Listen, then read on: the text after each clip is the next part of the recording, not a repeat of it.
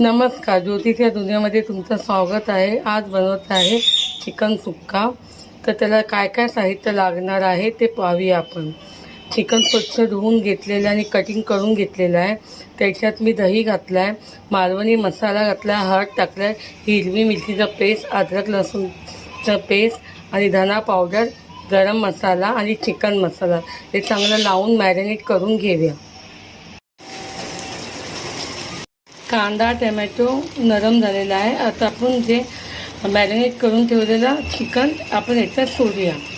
हा बिना वाटपचा सुक्का मसाला सुक्का चिकन आहे।